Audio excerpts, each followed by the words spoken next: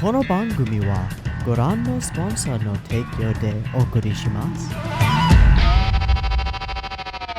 Alrighty, welcome everyone. I'm Teeaboo and I am here for Goso Cinema. Woo-hoo-hoo! Shota Goshozono is taking over the helm of this episode of Jujutsu Kaisen, and I gotta say that's pretty exciting, partly because it's a bit of a preview or a taste of what's to come in Season 2, although from what I've heard there may be some broader art style changes that probably won't rear their heads here in this episode. But mostly I'm excited because, having not watched Season 2, my exposure to Shota Goshozono has been Osama ranking episode 21, a spectacular final battle with really incredible sense of scale. Like, when I think of a battle with a sense of scale, Boji versus Big Boy is there. The way that the club cuts through space, the way that the character runs around this massive creature. Truly the only thing that reminds me of it is a PlayStation game that I can never remember the name of when I want to. You're a boy and there are titans and they've got little marks on them and you gotta stab them in the mark or something, and your sister's dead. Shadow of the Colossus. The closest thing that I've got from any other piece of media would be Shadow of the Colossus, which is in and of itself like a total and awesome thing. And then Goso raised his head once more in episode 8 of Chainsaw Man, which we just watched recently, which is the episode where everything goes bad. And I would call it brutiful. A really glorious episode that left me rocked and I think broke a lot of people's brains. There were some complaints about it just because the portion of the manga that was being transliterated, converted to animation, adapted, that's the word, was really spectacular. And so some people were like, no anime could ever do that. But I didn't read the manga, so I just saw the animation and it looked really cool to me. Some notes that I have that I think I'm on the lookout for. Color swaps. A big part of that final Boji fight was a total shift in color scheme, almost a dreaminess to everything, a filter over stuff that was really cool. An incredible sense of timing and speed. There are multiple cuts in both of those episodes that I'm familiar with that are extremely whippy, like woo, and then like momentum gathering in a thrust or a strike or a movement. Cameras aligning themselves with the movement to emphasize it or cut it off.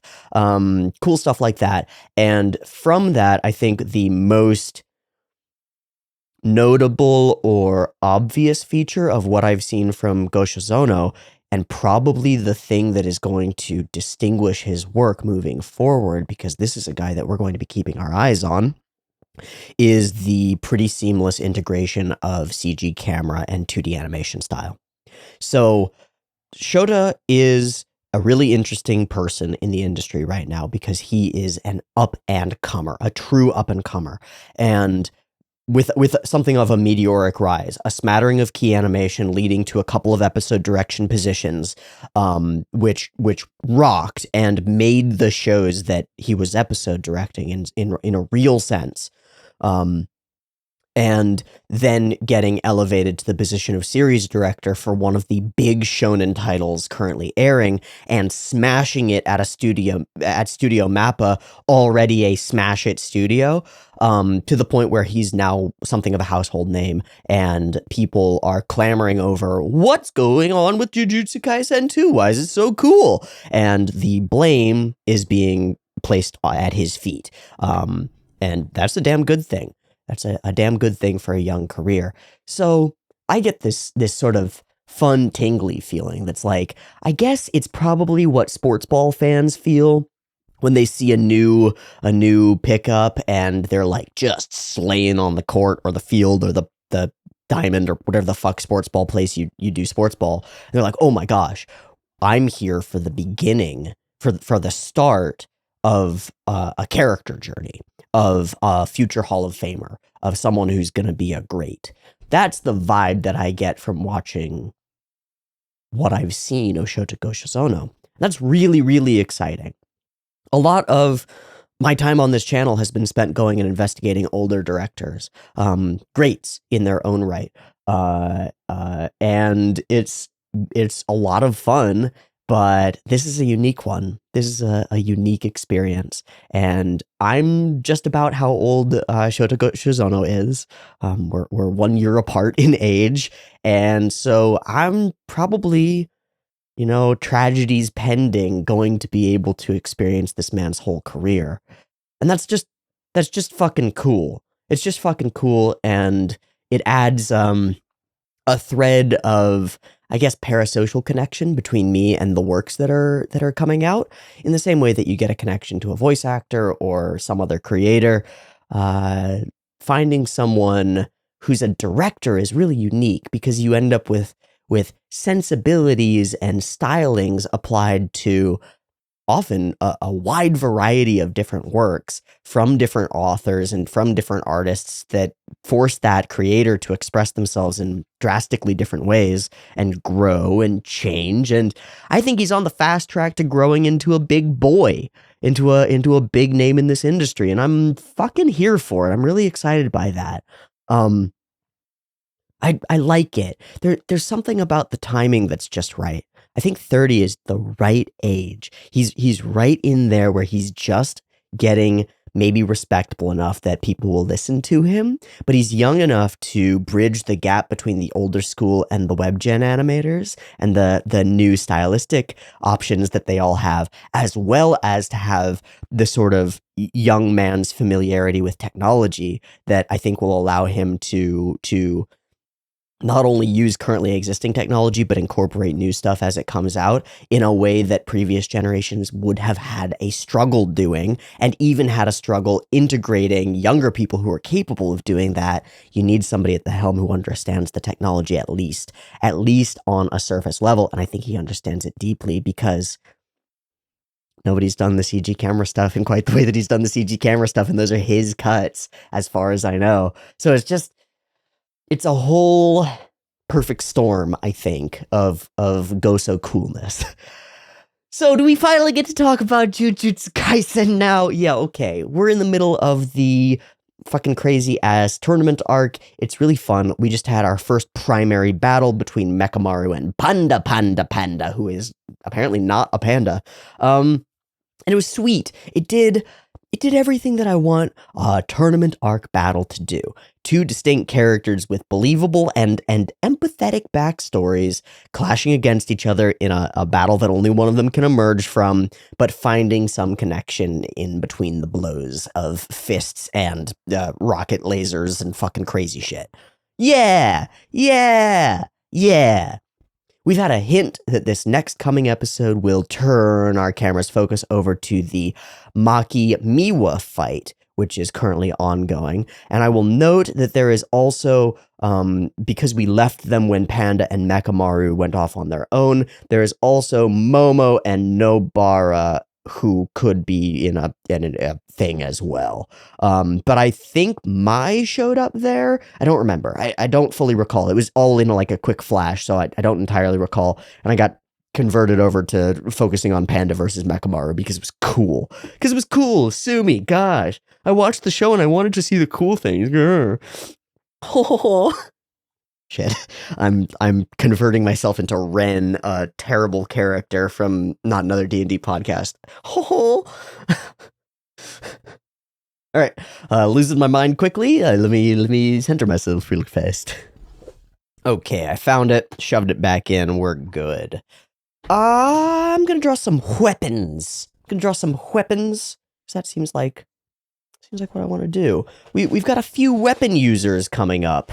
I'm curious to see how it goes. We've also gotten snippets of both of these backstories. Both Miwa's desire to need to support herself and make money and stuff, and thus becoming a sorcerer for that reason.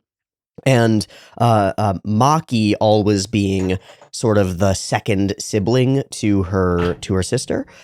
We've had snippets of those. I wonder if we'll get more as they come into conflict with each other, or if this episode will be seriously different from the last one. I'm cool with either way. I like the format of the fight that is an argument, but I'm cool with wherever we go here. Okay, I see Maki on the right fighting left, right? Left, right? You feel me? Japanese style movement in the forward direction. Yeah, okay. So then this is the glaive. Maybe I should use... Yeah, fuck this. I don't like these shite lines. I'm gonna use a ruler. Ruler? Little magnets on it.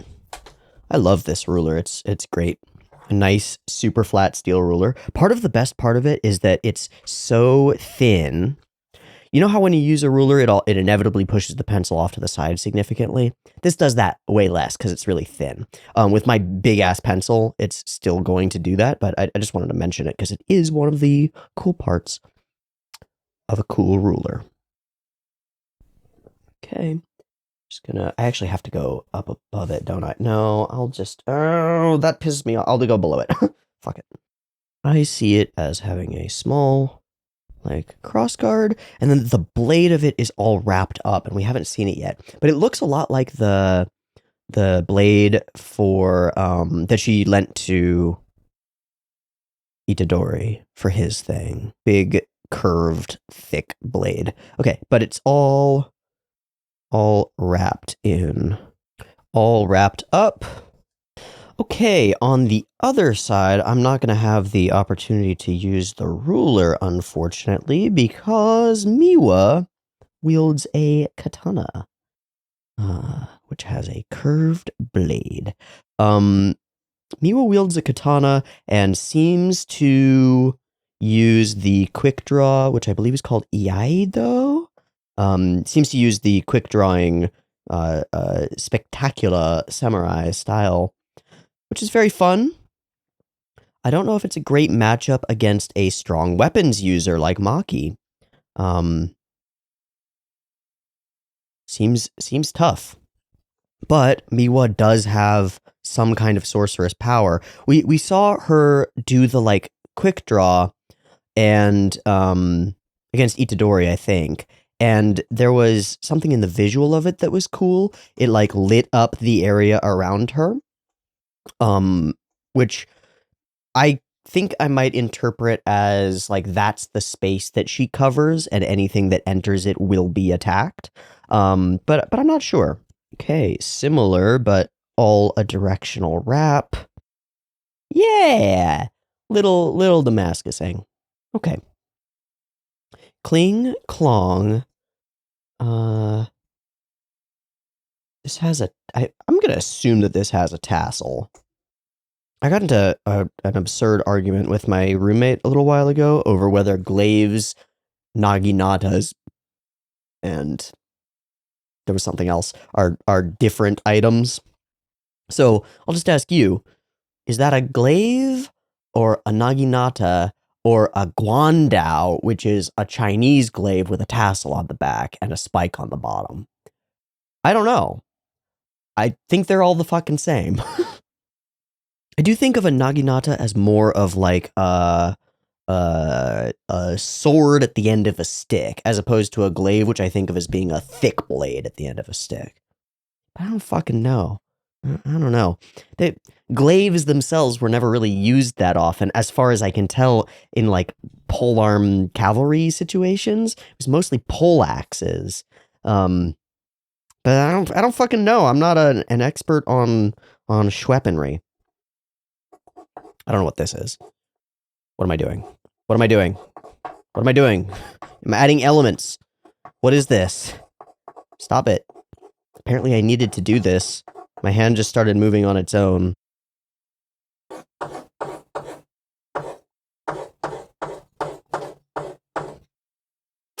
I have no idea why I needed to do that, but I did.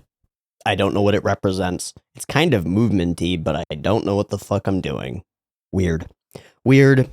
Art's strange. Hands are weird. Humans are very weird. Fuck it. Fuck it. Okay, that's done. Everything's done. Goshozono Cinema! Let's watch it. I've got episode 17 up and ready to go. There'll be two versions, picture-in-picture in the description, timer on YouTube, beep timer to count you down, early access on Patreon, beep timer to count you down.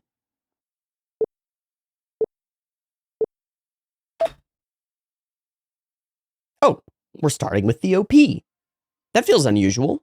Usually we have a little snip. Just means we get more cohesive content. I had this song stuck in my head the other week. Usually doesn't happen.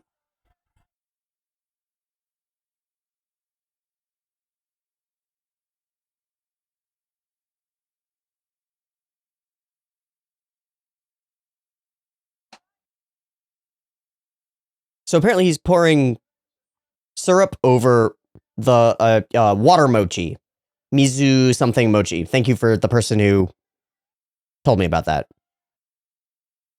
Super weird, but cool and kind of a delicacy.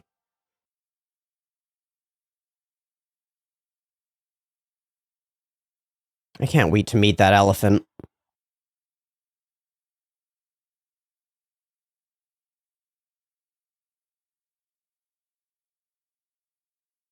Was that Toto?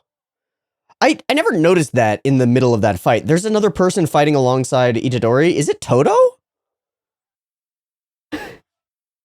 Best friends forever. Best friends forever.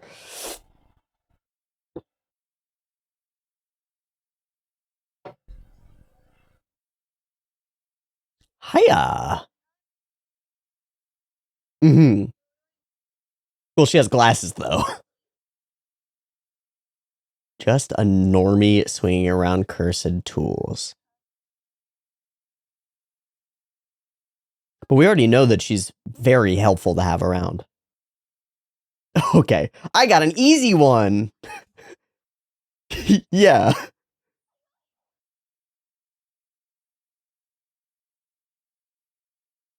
Ooh, and your back is up against a cliff. Oh, wow. Okay, immediately the style is different.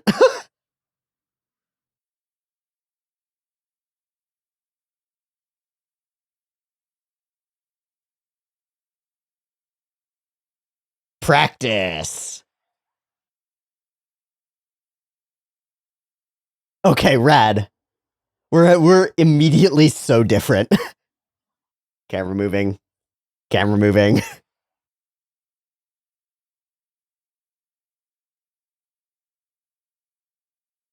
Uh-huh. Simple domain. Hey, I thought so. Full auto reflex. How long is her pole arm? It's not 2 meters. Woo! Oh.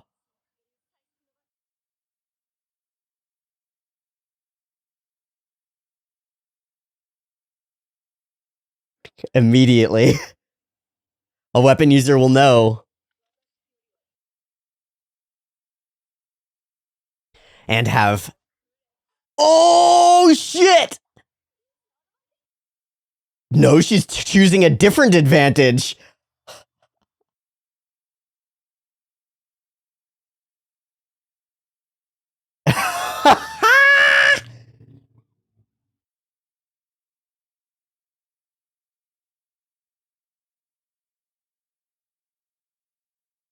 You will do no such thing. You have no sword. Thanks. No.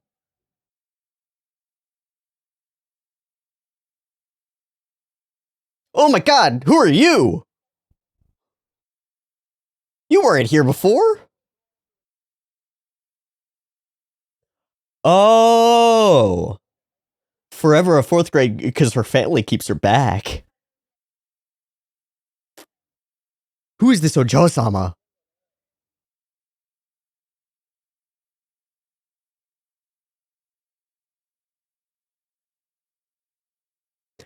Oh.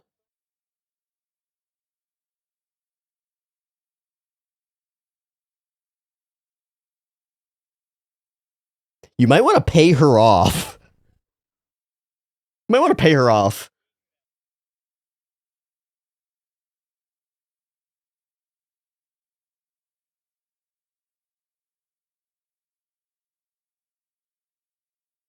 What the?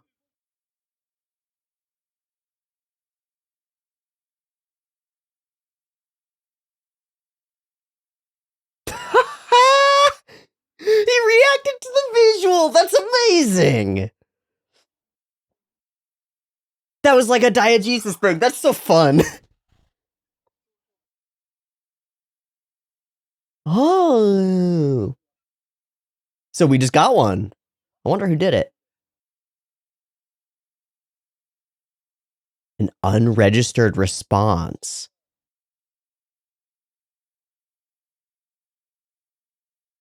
Well, they're enemies, so. Oh, good job, bud. Yeah, nice. Oh, here we are.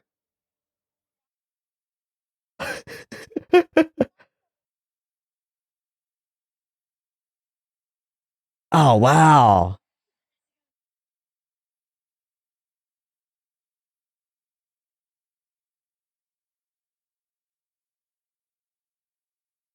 Oh, shit. Oh.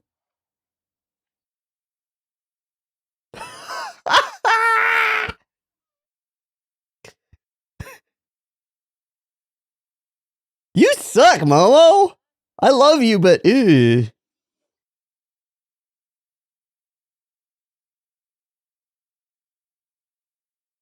Hmm. Hmm.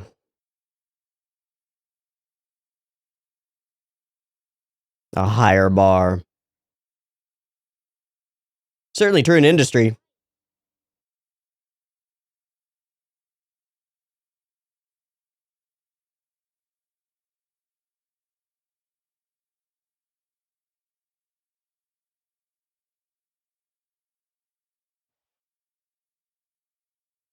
Mendoxe indeed.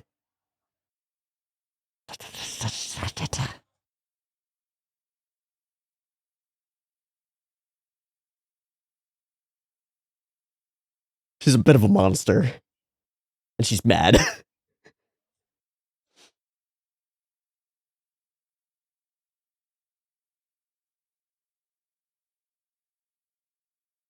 Hmm?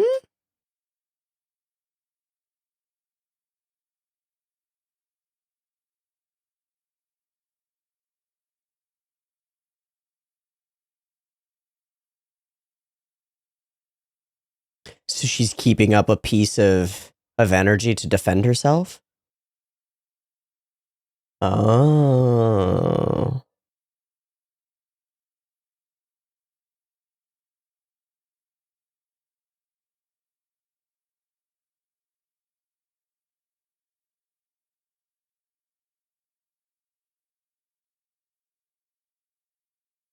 So she's a big respecter.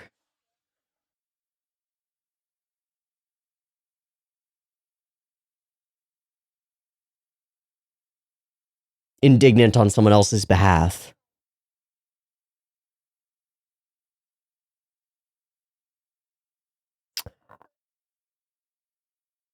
Oh, you don't even count.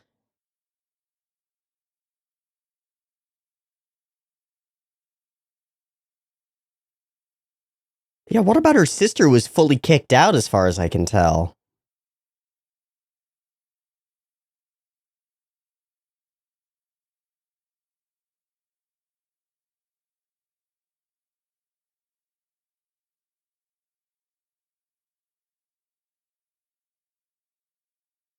Okay, I made a mistake. She was talking about Maki there.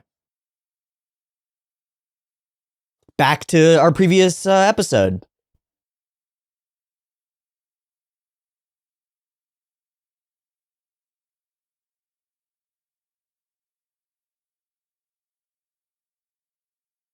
Okay. Okay. Not that shallow, are you, Nobara? Not that shallow.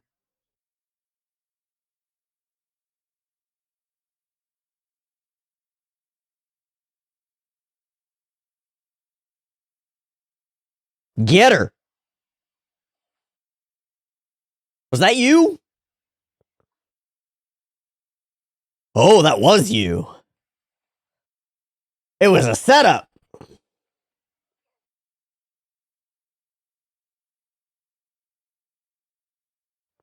Look at these CG camera shots. Like, this is so beyond what we've been doing. No! No! Wait, but was that all she needed? That was all she needed. Haha.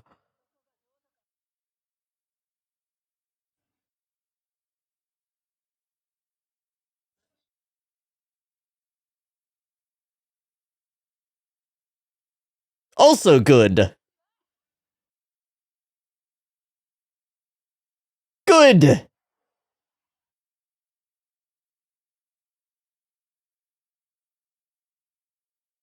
Do it anyway. She earned it. She just literally hammer spaced? Was that 4? Ah, shit. Gun. There's only one. Bullshit. Ah, with a pistol? It's probably some super sorcery shit.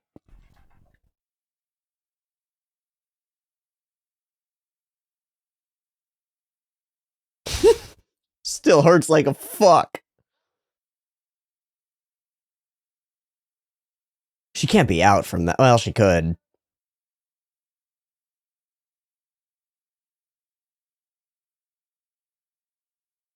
So does this count as a drop? Our only scout.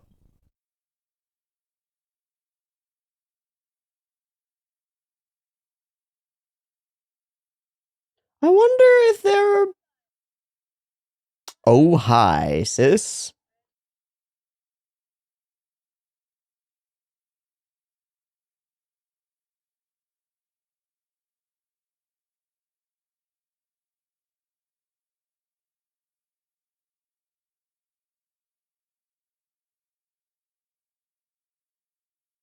Those were some weird translations of Emoto and Antada. I guess it was just Oh!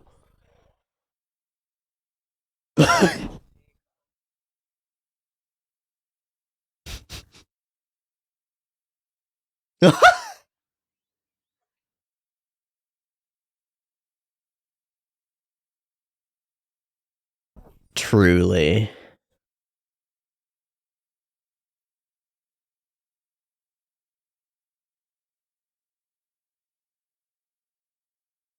Yeah.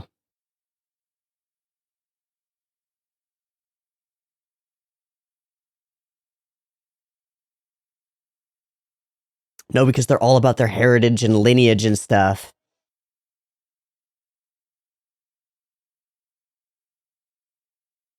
Just like Miwa. Especially if he beats their scion. The sister who's chosen.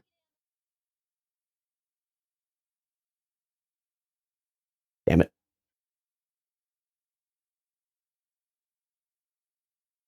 Nah, girl, you gotta focus.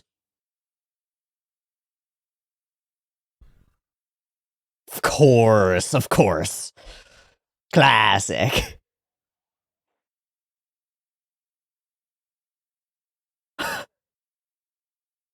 I'm like a kid in a candy store, guys. This is a blast.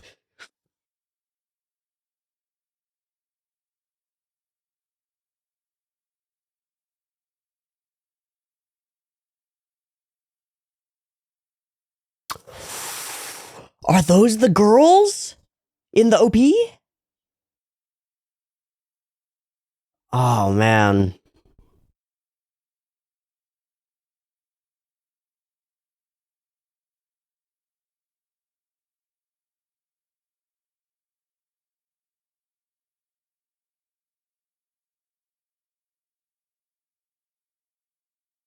She sees the thing that's there, and she doesn't see the ostrich-headed thing from the OP.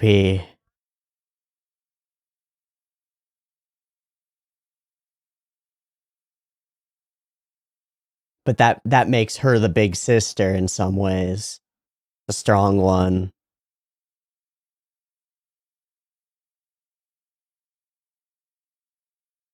But I can see it, and it's there!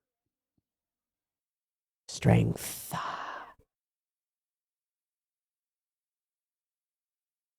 Hmm.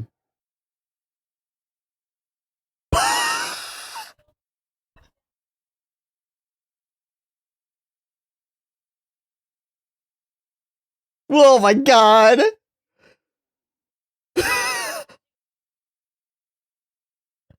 Oh, that's why you're on the outs.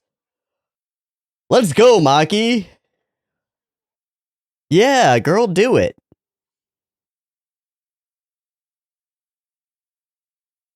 Huh?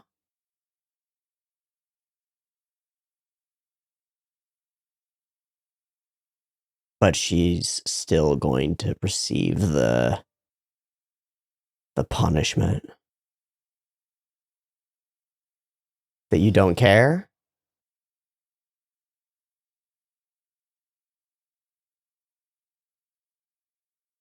Not rubber bullets as far as I can tell. Was that a quick loader?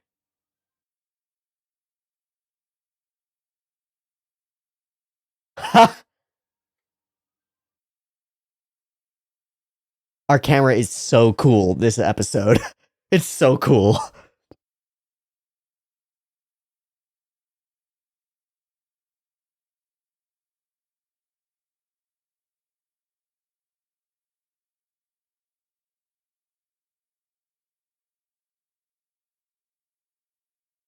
I've never seen that.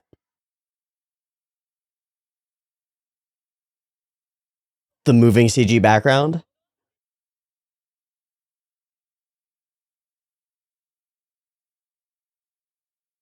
Ha?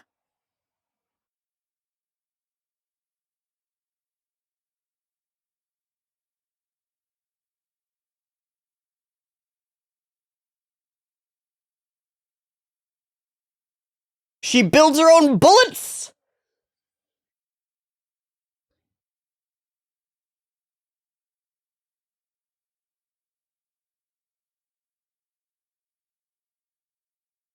Permanent creation of stuff.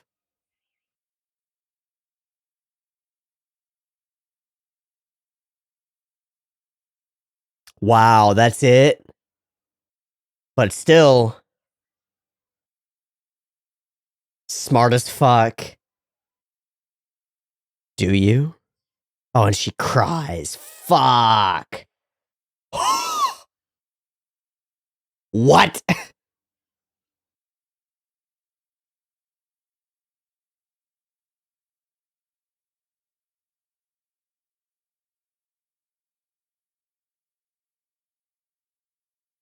Oh. Oh no. Extreme strength and no sorceress ability.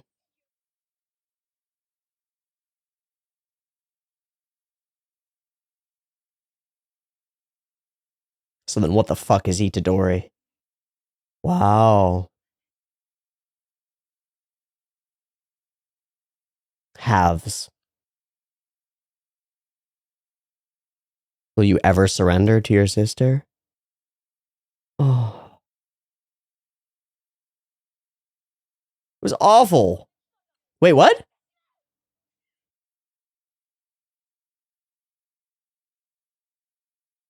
She left the family too?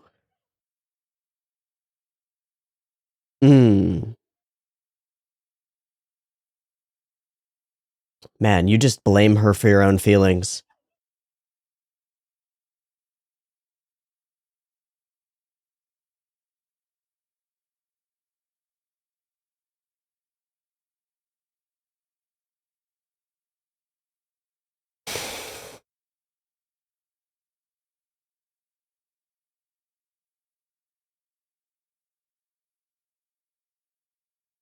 Like you hate yourself now?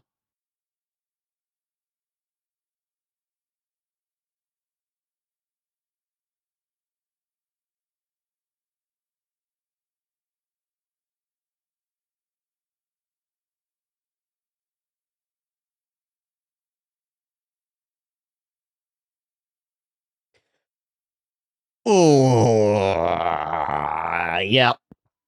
Oof. Ow, ow, ow, ow.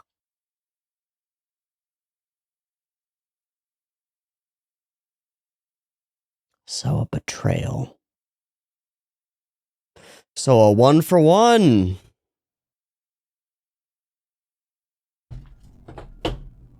Best step so far? I say yes. I say I think so. Holy shit. That was really good.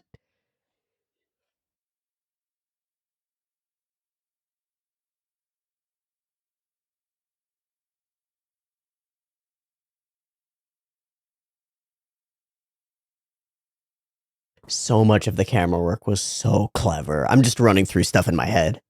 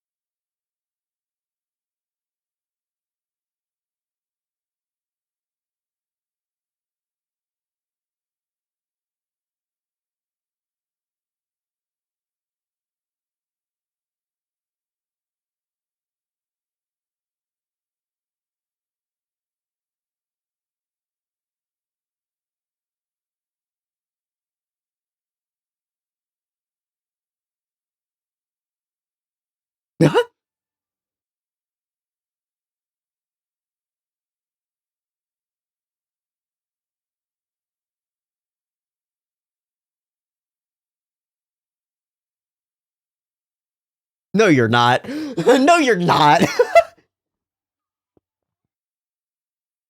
No, that's reasonable. Okay, that's not it.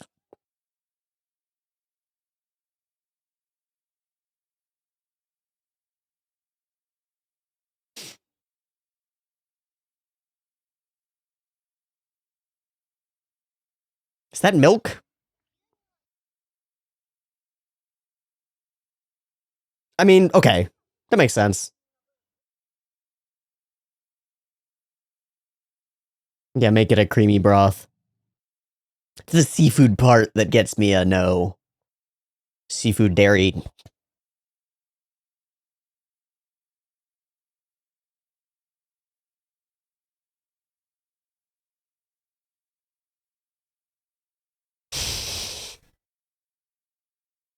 Mm-hmm. Drink a lot of water. Ah! That was a lot of fucking shit. Holy shit, we're gonna fight Malfoy. There's gonna be some... I don't want those spoilers. I didn't want those spoilers. I didn't want those spoilers, but now that I've got them, oh, macaroni. Ooh! Hey, this episode was a standout. Things that I noticed all over. A dramatic shift in our dynamism in shots. Like, new school versus old school. We've shifted everything. We're no longer locked to these diagonals, and it's really interesting because we still manage to extract as much movement in different ways. Abundance of CG camera used very effectively all over the place. From reflections of CG camera in the eye to scenes of CG camera moving across the landscape that indicate Maki running, and then switch to Mai firing and Maki running, but we're not actually seeing Maki's body in frame. It's like we're in her perspective, looking at the ground as she navigates, whipping through the trees in multiple ways, when they're when Momo and and Nobara are like facing off. There are certain ones, and then when she fires off her like hairpin technique and lights everything up, a totally different technique. Some really rapid motion overall, really cool. An emphasis on jumping from what I would call not extreme close-ups, but close-ups, especially in combat. Close-ups with lots of motion happening outside of screen, and then really wides where you can see everything.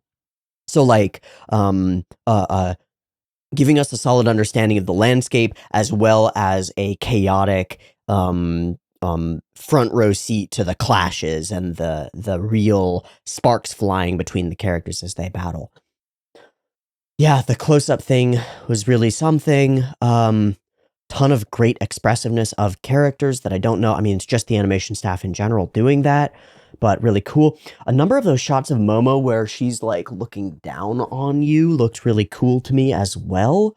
They were just very fun. Music all throughout is solid, but it has been all the way through, so can't lay that at Shota's feet. Neat.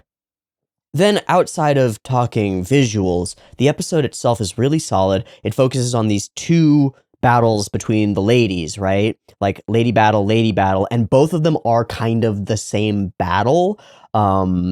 Really, because what Momo is talking about the whole time is Maki and Mai, and then that ends up sort of smashing together as we go. It all feels connected enough to me that it doesn't feel like we jump from one to another.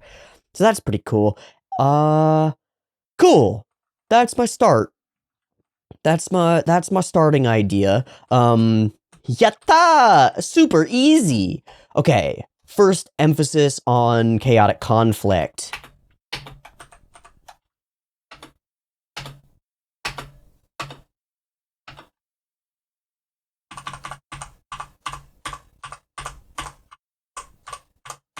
Lots of threes.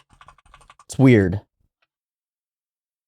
So we're slow-mo here, but then we're fast-mo here, but it's still jerky because we're not on twos.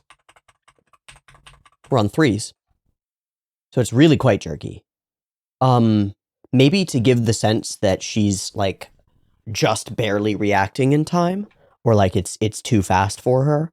Like things are moving strobely, like you're looking at them in a strobing nightclub. Things move in jitteriness. I don't know. Cut to super wide. This immediately brings tension into our battle, right? Suddenly we know that Miwa is backed up against a cliff. We know what the landscape looks like. We know what the circumstances are. They're fighting amongst these trees, but there's this little clearing, and then there's the cliff behind. Super close-ups. So straight from ultra wide to like impossible close-up. And we follow the blade. So we're going to whip the camera left to right as she whips it diagonally, right? Boom. Yeah, we whip with it. Because the trees in the background shift and her body shifts. It all becomes fuzzy and then it all shifts over. So we whip with it and then we cut here so we can't see what's going on, and impact. And then facial expression impact. So rear up, cut into impact, facial expression impact. We'll keep an eye out for that. I think immediately. I think it's obvious immediately that this is a different creator at the helm. It's like immediate. That's so cool. That's so fucking cool to me. Here's what we're going to do. I know this is silly, but we're going to go back one episode. Okay? Because there was a really underwhelming fight. We lose all of our tension here as we go slow-mo.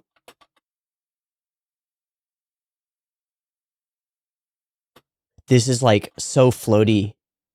I don't know, this could be such a cool shot, right? Then into actual battle back and forth. Big rearing back.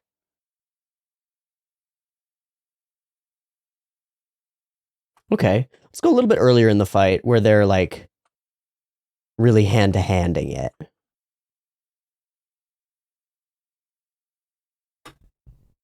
It's a totally different experience. I know it's a different fight, and the circumstances are totally different, our focus is totally different. But this has, distinct beats, a distinct rhythm to it, and it doesn't get broken up. It doesn't do anything fun with it. There's no meta intrigue. It's not like... I think it's not using the medium to its fullest is the way that I would put it. That's the way that I would put it. I think that there are a bunch of opportunities in those battle sequences that have the chance to go well above and beyond delivering the thing that's been written to being extraordinary and expressive and really fun, and would only serve to elevate the sequences by doing so. Wouldn't take away from anything, I don't think. But it's not there. And then we get this episode, and everything that I see is pushing that limit.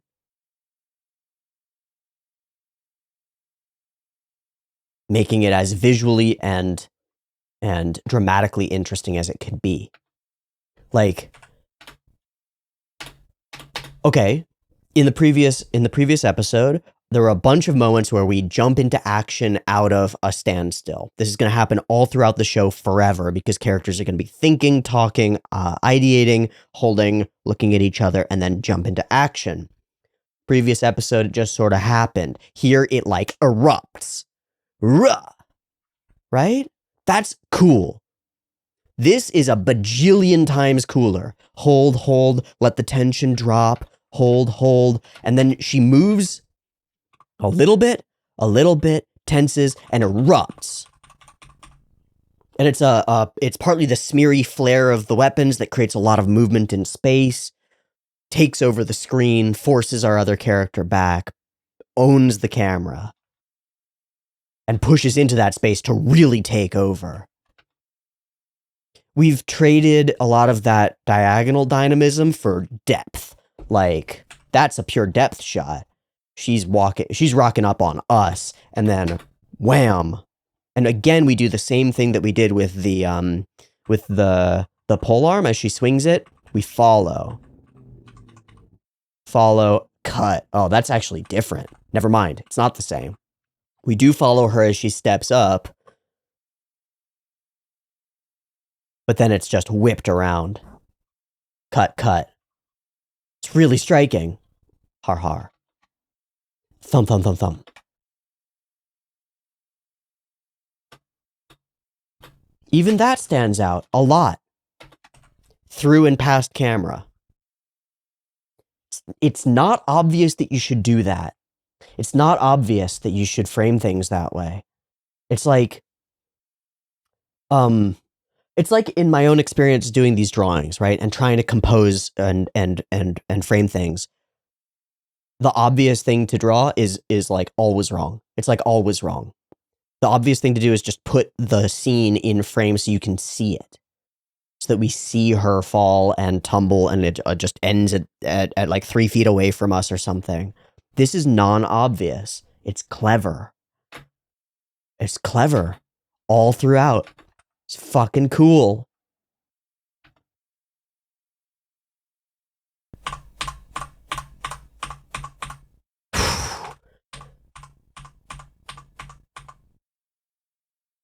That's fun. We don't even see her, right? It's just the shape. Just an avenging shadow. Then shining eyes and a few frames of those eyes. Boom. Cut. There are a lot of multi-cuts like Doom, classic Impact stuff.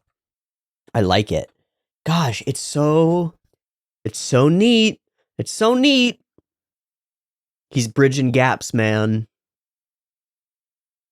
Classic trope stuff that has worked for 50 years and totally new stuff that's just been brought about in the last decade by the emergence of CG. This is so cool. This is so cool. Y'all.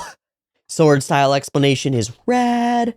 But the cooler part to me is that Maki, an experienced weapons user, immediately knows and notices and accounts for and accommodates every style that Miwa presents, like everything she tries to do. She's just a better fighter than you are.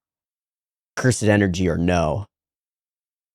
And it's not just her insane strength either. It's the work. Like, she's done the work. I know Itadori says it later. It's like, oh, there's something in the way that she stands and like her presence and the way that she holds herself that indicates to me that's a fighter. Don't fuck with. That's not something innate that like is born into you by a reverse heavenly pact thing. That's not it. That's work, man. Like how you hold your body, that's trained. That's trained. Dancers, gymnasts, fighters. They got it. They got it.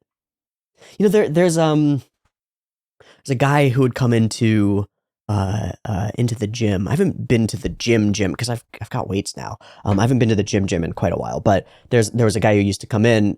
They had punching bags, and he would show up, and that dude walked like a fighter and held himself like a fighter and was a fighter. And over the like couple of years that I was going there and seeing him every week or two, got to be like on saying hi terms with the guy, and he's like, yeah, no, I'm pro in BJJ and I do MMA too, and blah blah blah. It's like, okay, yeah, no, you're a fighter for real. And it was always distinct. You'd see high schoolers and other kids come in with boxing gloves and go punch the bags and stuff.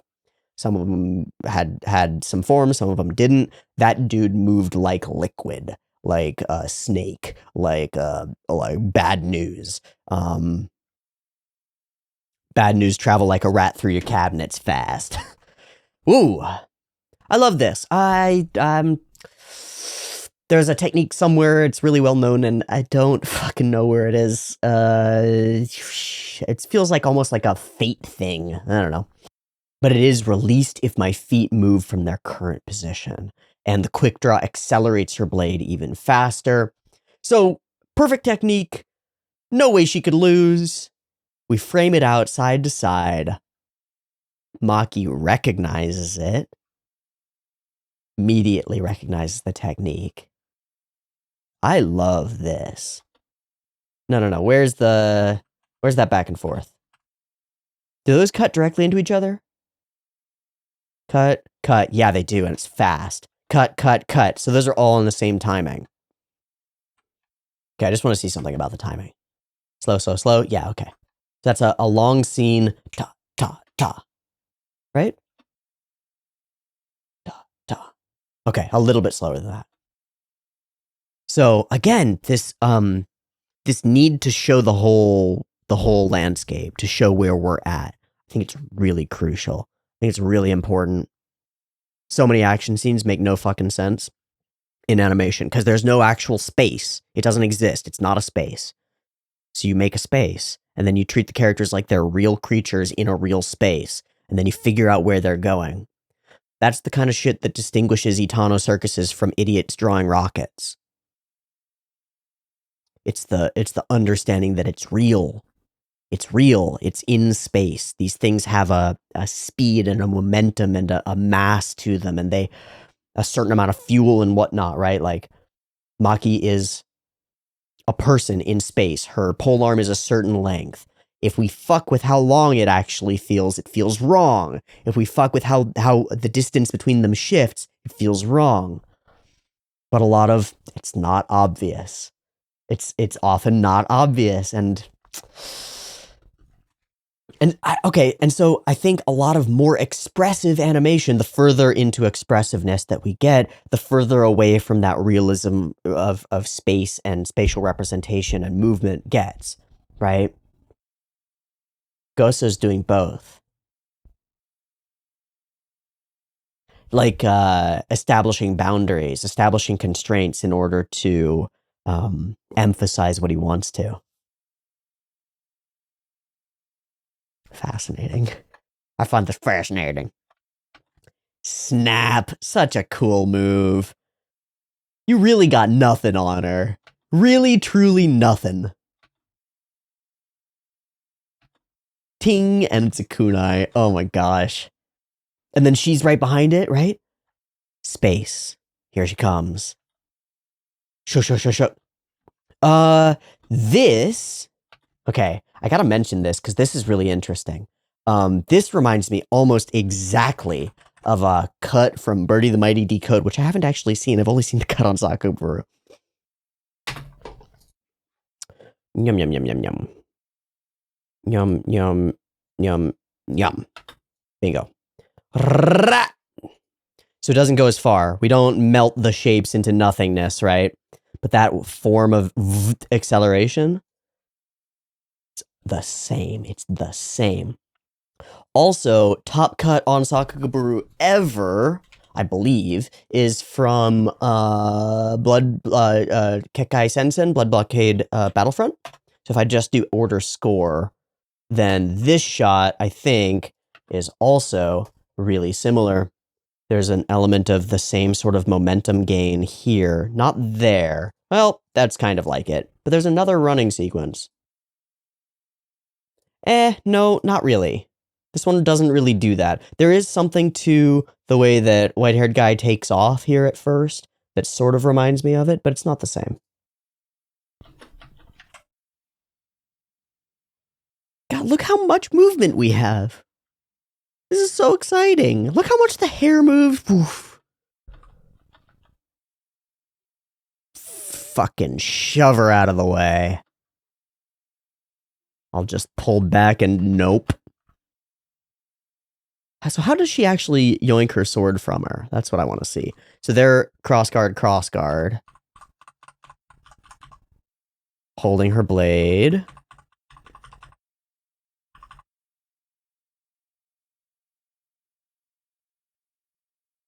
Oh.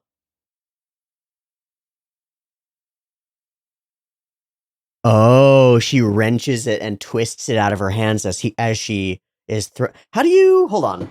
Wait. From here into down? Yeah, okay, that makes sense. That tracks. Just it seemed weird because of the placement of her arm, but you can still shove somebody down like that and then wrench the sword out of her hands. That's so sick. Foop, and she comes away with the blade. I also get the impression she could have kept going with the blade and sliced her in half there. She does follow through. Oh, yeah, I'm ready to go again. No, you're not. It's ogre, dude. Super duper ogre. So this lady is responsible for the sight stuff. I don't know why you would have a giant braid in front of your face.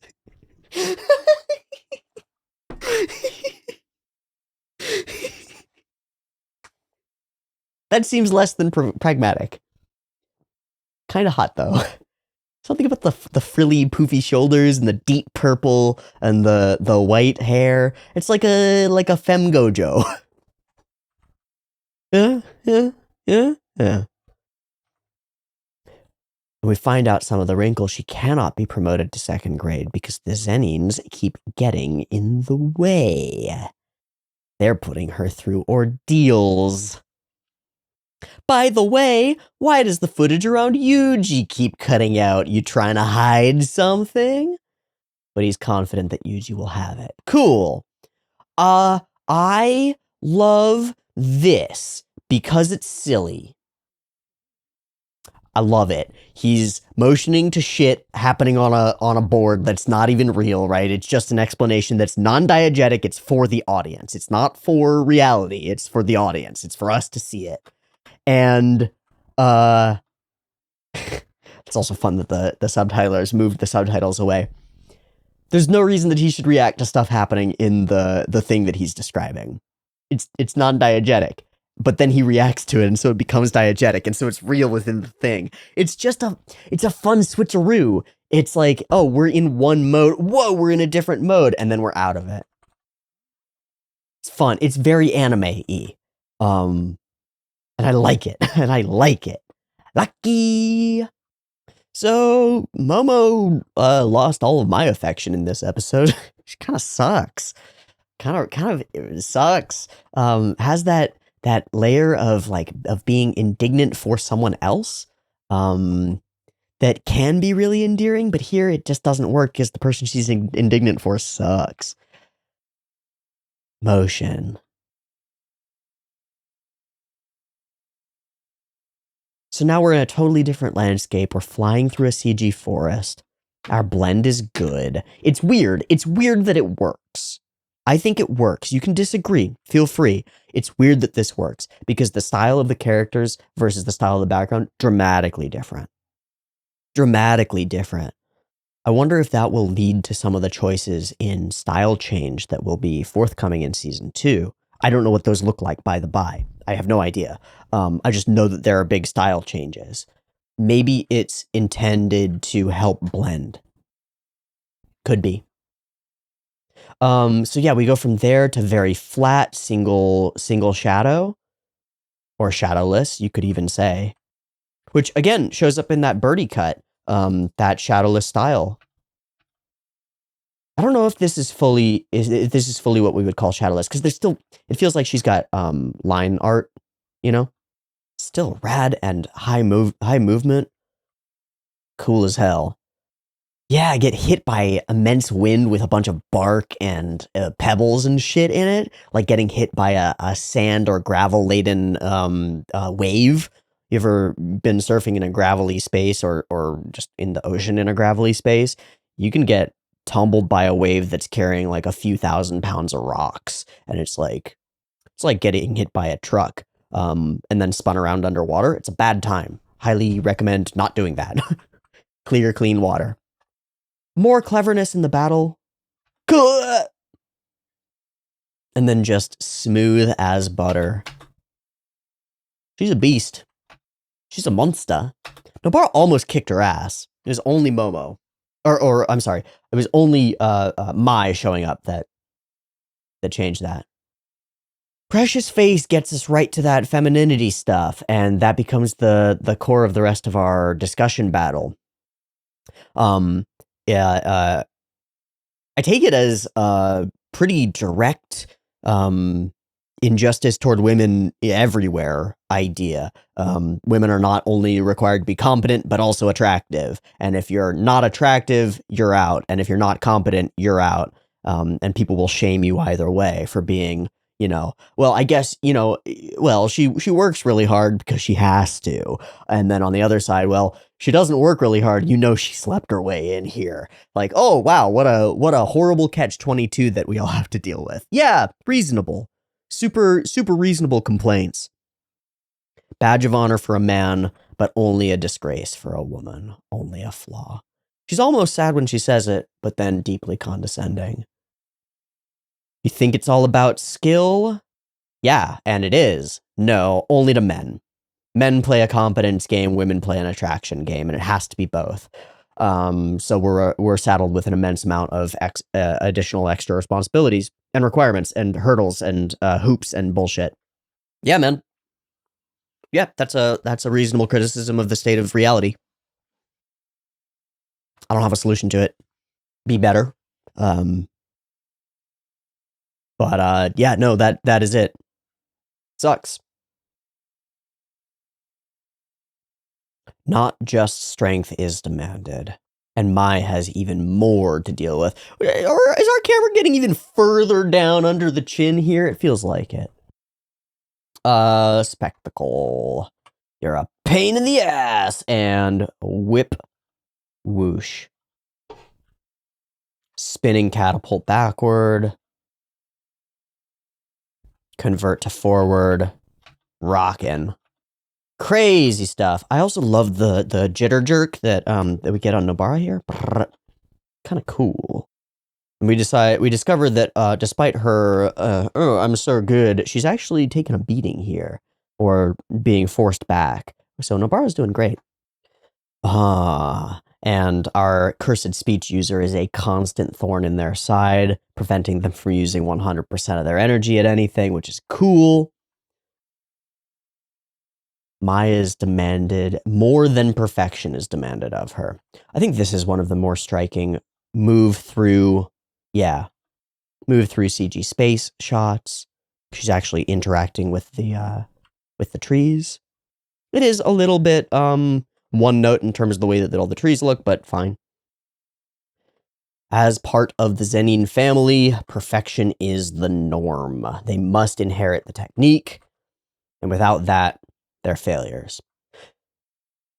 Women aren't even allowed to stand at the starting line. It's not entirely clear to me, like, so she's not allowed to take over at all, or the hereditary technique is only passed through men, or it's passed both ways, but women don't count. Either way, there's some sexist bullshit going on.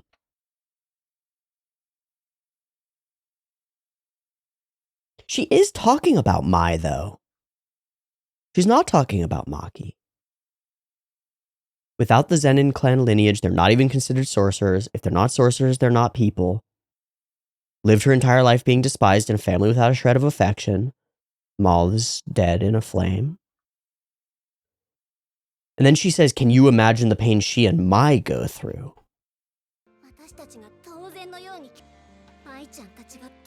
So she uses Watashi Tachi and Mai-chan Tachi. So it's Mai and them. So I guess she means Mai and Maki? So then the translation is weird. Can you understand, you who calls curses friends? I love Nobara's snapback. You want people to be trash talked behind their back for being good? Fuck that. Upbringing aside, I don't care about Mai. Maki went through it too, and she's great. And you don't know what the fuck you're talking about with Itadori. He seems like a good guy. I love this. Nobara cuts straight to the quick. Like, yeah, maybe you're all about the appearances and the trappings and the families and shit. I don't care. I'm looking at who people are, and I'm looking at Maki, and she seems all right. I'm looking at Mai, and she's fucked up. Like, wherever that came from, it's fucked. So, sorry that she's experienced all this hell, but she's putting me through hell. I'm not into it. I like it. I like it. Her cut to what makes us obligated to meet such absurd demands doesn't follow from the previous statement, I don't think. But I read it as a rejection of those norms, right?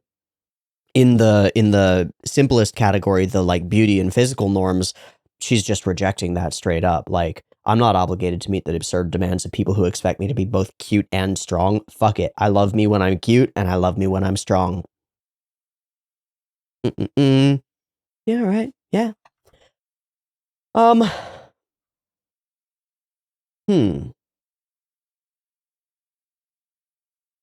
Blow up a big technique thing.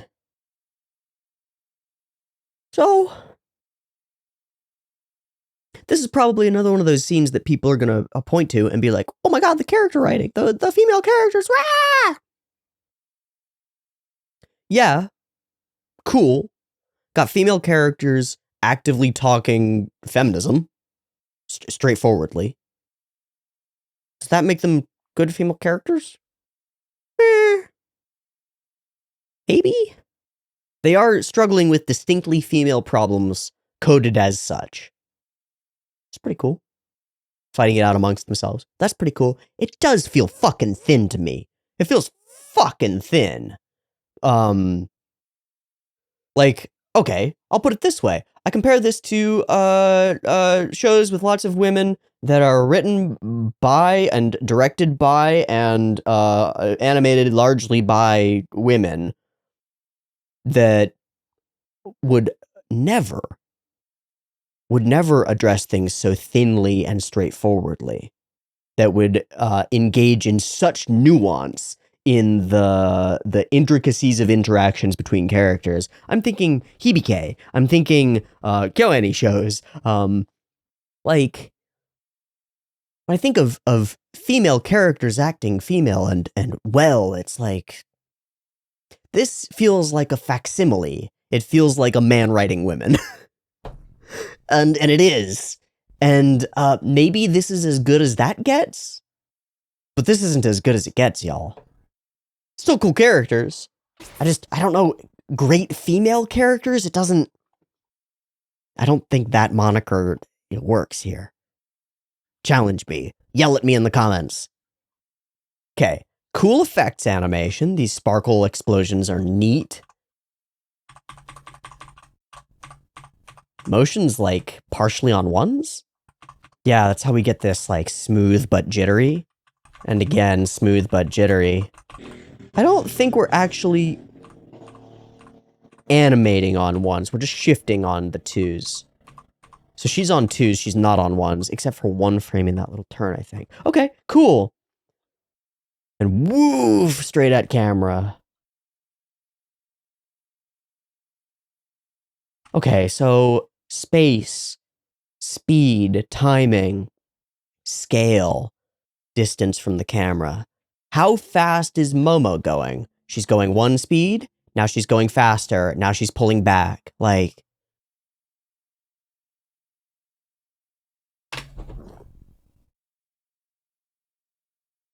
this is where we're going, guys. This is where animation's going. Some of it. Some of it.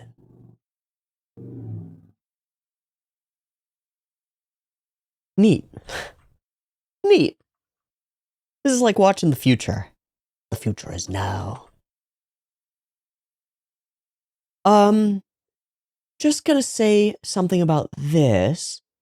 It's a cool move in general, but what I like about it is the same as something that I like about the Maki versus Miwa fight, which is that the characters, and the Maki Mai fight later, the characters don't know each other's cursed techniques for the most part. When they do, they're either like, well, the one that they all know is the cursed speech user, and so he's a constant threat, but they all know how to deal with it.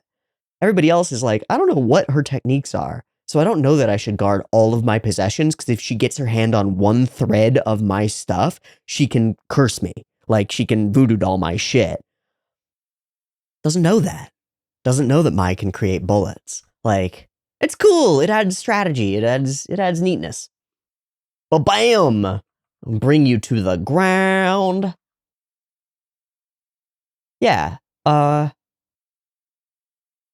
get our final lines in the moment. I love myself when I'm pretty and all dressed up. I love myself when I'm being strong. That's good shit. I like it. So the thing there that I'll say is good femininity, whatever the fuck that means, right? Is the embracing of it. I think too often, young women believe that they have to sacrifice one for the other. That you can't be pretty and dainty and feminine and also strong because strength is a masculine thing. Bullshit. Bullshit, right? And also vice versa. You can't be strong if you're going to be pretty and dainty and whatever. Fuck that. Stupid idiot stuff. Like, you define yourself. And it's that name at the center that matters, not the trappings. So, this good. This very good. Dinky hammer space hammer, very fun. Blam! Blam! How many cuts do we get? No, all the way back. All the way back. All right. A bunch of she uses it, which adds to comedic effect. Bam. Thunk. Okay, and again. Okay, from outside, thunk.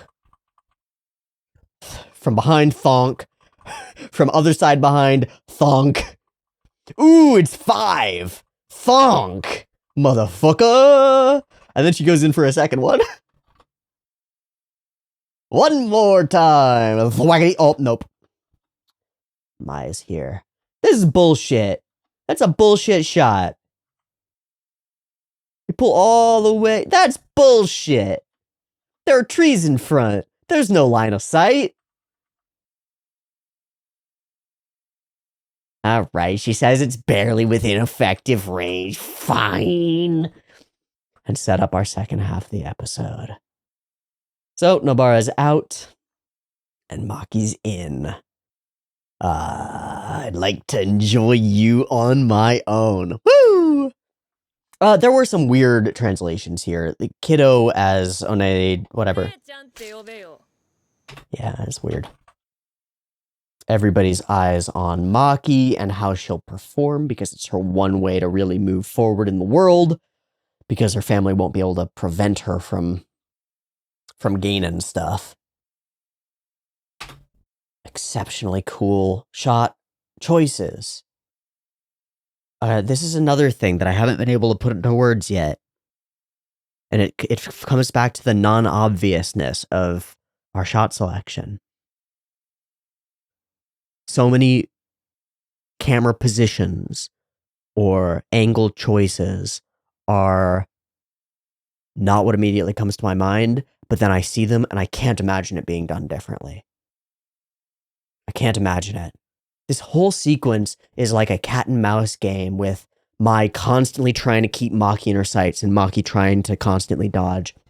And it's tense and intense, and the space is laid out well enough that we feel like there's reasonable dodging and reasonable things to hide behind, right? It makes sense. It's not just fiated. It's not just like, well, I guess she dodged that one. It makes sense.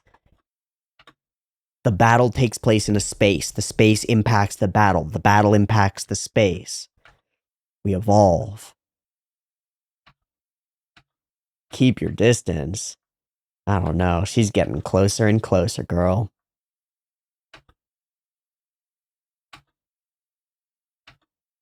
Big wides, fast running. Swooping in. Yeah.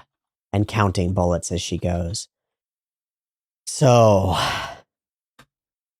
finally we get some backstory. Finally we find out what was going on between these two. The truth is, Maki was the stronger one. The big sister in some ways. She has a talent I don't. Have you heard about the daughters? One can't even see curses, let alone use techniques. Twins are a sign of ill fortune after all. Maybe it's better this way. The one line I don't get is, I couldn't bear to see an eldest son as a servant. I don't understand. So, like, if they had a son, they would be a servant, or if they had a son who was not powered, they would be a servant. So they're just glad that they're girls, or I don't understand. Maki is so Maki already. She's already got that hardness in her eyes. And Mai hasn't quite yet turned into her spider hair. She's not monstrous yet, but she does see the monsters and fears them. Maki's able to breeze past as though it's not there, she doesn't see. And so she's the strong one, leading the way. The big sister holding her hand. The one she looks up to. The hero. So that's where the turn comes from. You abandoned me. So fearless, plowing toward your future. You abandoned me.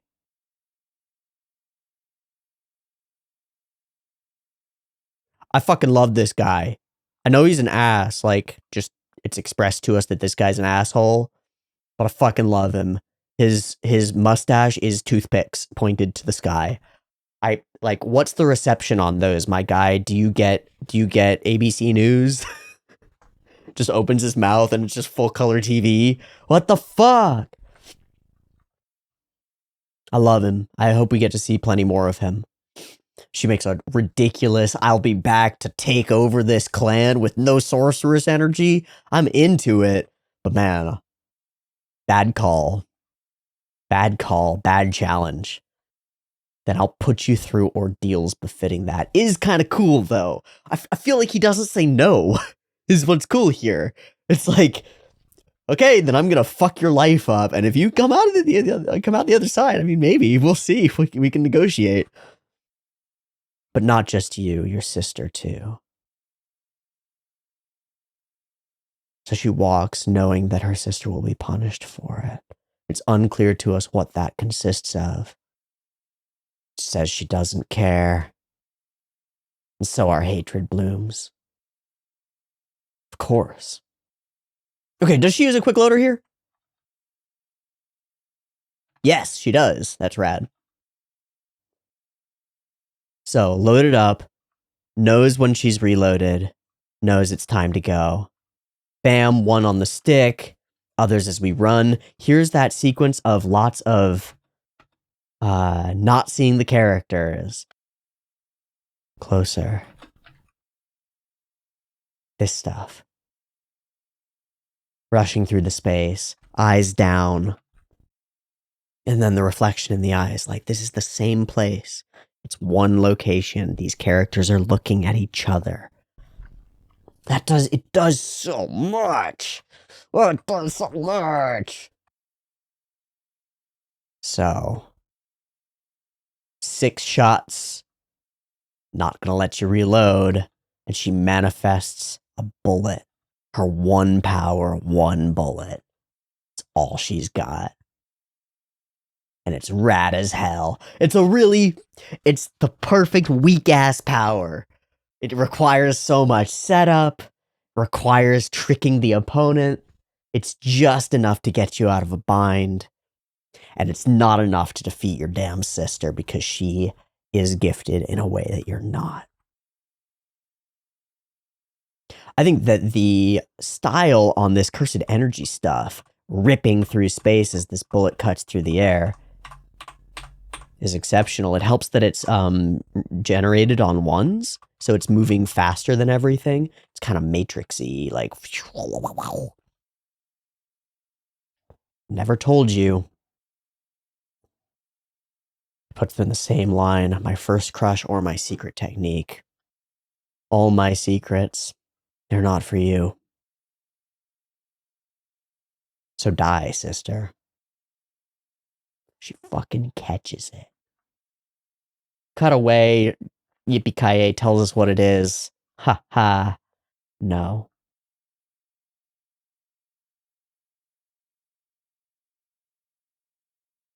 That's busted. That's busted.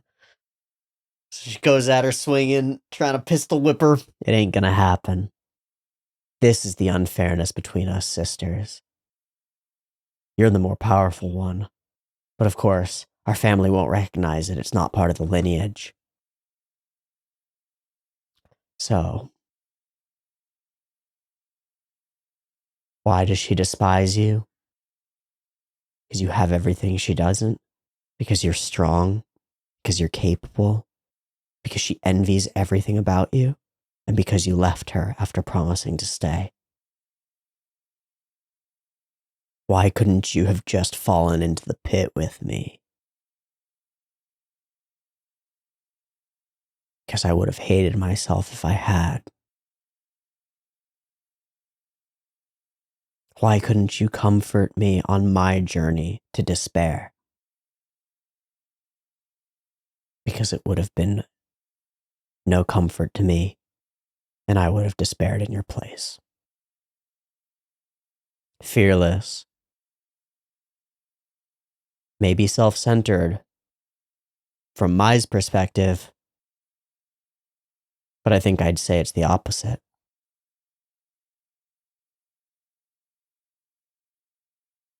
Mai's spent all this time focused on what she lacks, and has covered that inferiority complex with this outward superiority facade, as is often done.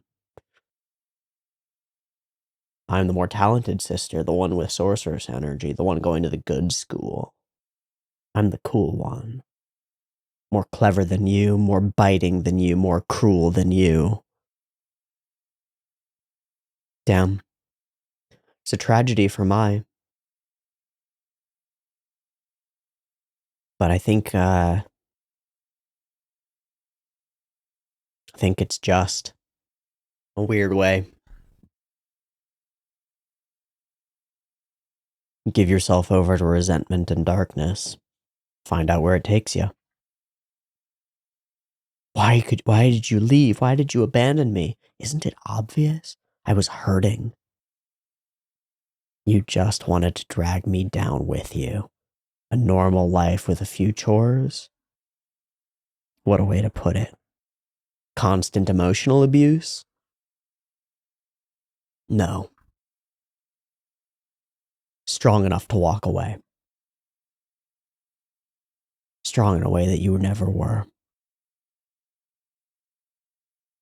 And so we leave the sisters be. Will Mai change from this? Learn? Grow? Or will this just be another crushing? I don't know. Frankly, I don't really care.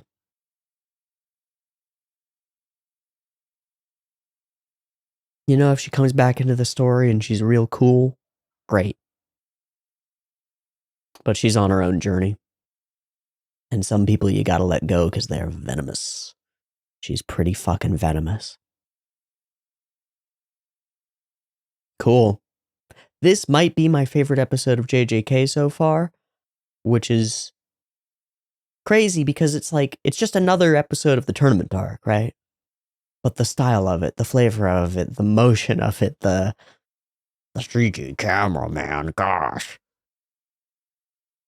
This one's cool and snappy and full of fun, and I just had a smile on my face all the way through.